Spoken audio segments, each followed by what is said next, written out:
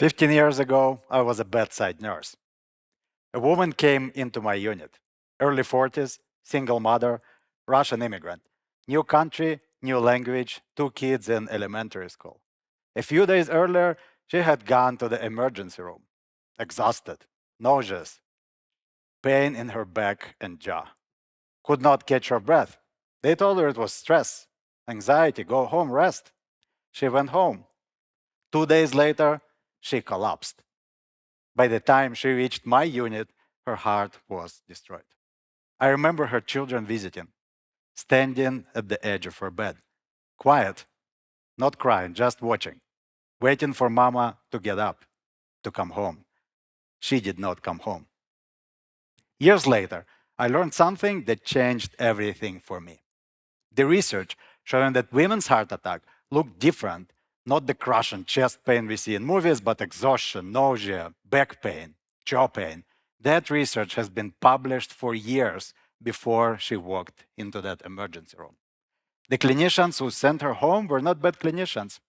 They just had not learned what the science already knew. The knowledge existed. It reached her too late. This gap has a number: 17 years. That's how long it takes, on average, for a medical discovery to travel from a scientific journal to healthcare professionals' hands. Why so long? Because moving knowledge into practice requires many steps. Scientists publish findings. Other scientists check that work. Guidelines get written, doctors get trained, hospitals change their protocols. Every step takes time. Every step was designed for a world where information moved slowly. That world ended. Today, artificial intelligence, AI, can analyze in seconds what used to take humans years. Last year, 3 scientists won the Nobel Prize for using AI to solve a 50-year-old puzzle about how proteins fold, the basic building blocks of medicine. What once required years of laboratory work now takes minutes. In my own research at Columbia University, we used to spend months reading through patient records. Now, AI can extract insights from thousands of records in minutes. The technology to shrink 17 years down to 17 seconds, it exists right now. So why is this not happening? Because we build our knowledge systems for a slower world, and they are breaking under the weight of acceleration. Here's what I mean. Every year, scientists publish over 1.5 million medical research articles. 1.5 million. And that number keeps growing faster than ever because AI helps researchers to write faster too.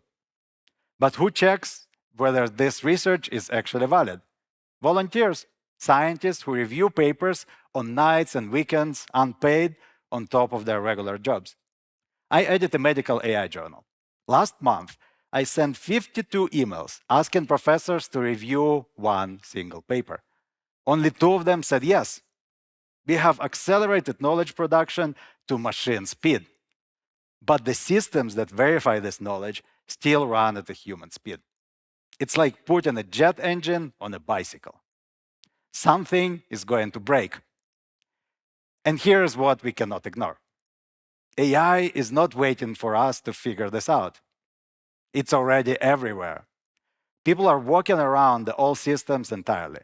Scientists are using AI to write papers, and some are submitting work with fake citations that AI invented. Just weeks ago, researchers discovered hundreds of fabricated references submitted to the world's premier AI conference, references that were entirely made up. Nurses and doctors are using ChatGPT to help with patient notes, to look up treatment options, often without their hospitals knowing. And regular people, 40 million people, ask ChatGPT health questions every day. 70% of those questions come at night and on weekends, when clinics are closed, when people are worried, when the traditional system is not available. I understand why. Some of you in this room have done this. I have done it myself. If you're sick and scared and the system is too slow, you use whatever is available. But here's the problem. These AI systems, they make things up. They hallucinate confidently, convincingly. Studies show AI fabricates information in up to 1 in 3 medical responses. 1 in 3. It invents drug interactions, treatment protocols, even entire medical studies that do not exist. We're not talking about small mistakes. We're talking about AI creating medical fiction that looks exactly like medical facts. The systems millions of people are using right now to understand their symptoms, to question their clinicians, to make health decisions are unvetted, unvalidated, and wrong more often than we would ever accept from a human nurse or a doctor. And our institutions, the journals we trust, the guidelines clinicians follow, the nursing and medical schools training the next generation were built to verify knowledge at a human speed. They have not adapted, and they're not adapting fast enough. So here's where we stand.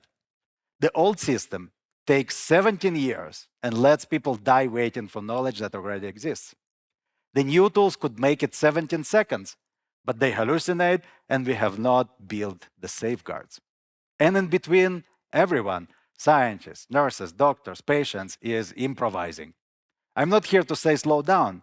We cannot. This transformation is already happening. I'm not here to say trust AI blindly. We should not. The risks are real. I'm here to say we need to modernize our institutions to match the speed of our technology. Together, right now. That means 3 things. First, when AI gives a medical answer, it must show its sources, clickable, checkable, verifiable, not just confident words. Second, we need independent testing of AI health tools before and after they reach patients. The same rigor we demand of medicines. Third, we build verification that matches the speed of technology. AI can help us check AI if we design those safeguards now.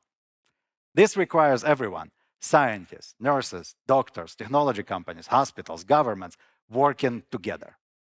Not in 17 years, right now. 15 years ago, a mother walked into an emergency room with symptoms the science already understood. The knowledge to save her existed. It was sitting in journals, published, proven. It just had not reached the people who could have saved her. Her children stood at the edge of her hospital bed, waiting for her to come home. Today, we have AI tools that could get that knowledge to clinicians in seconds instead of decades, but only if we build the systems that make it trustworthy, to separate real knowledge from invention, evidence from hallucination. The speed is here. The safety is not yet. Her children and millions of others are still waiting. Let us build the safeguards together so no family has to wait again. Thank you.